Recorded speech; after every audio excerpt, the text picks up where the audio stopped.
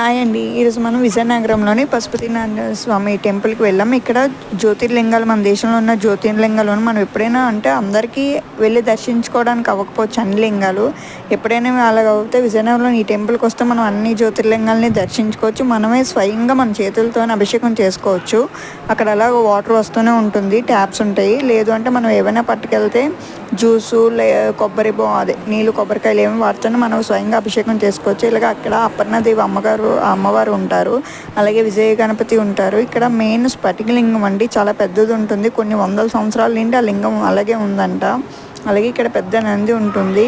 ఇక్కడ మొత్తం మన దేశంలో ఉన్న జ్యోతిర్లింగాలు అన్నీ ఉంటాయండి. ఇక్కడ ఈజీగా మనమే స్వయంగా మన చేతులతో అభిషేకం చేసుకోవచ్చు. ఏవి పట్టుకెళ్ళకపోతే అక్కడ వాటర్ వస్తుంది, ఆ చెంబుతోని మనం అభిషేకం చేసుకోవచ్చు. శివుడికి కొంచెం నీళ్ళైనా చాలా అంటారు కదా, చెంబు నీళ్ళైనా. నంది చూసారు ఎంత పెద్దదో.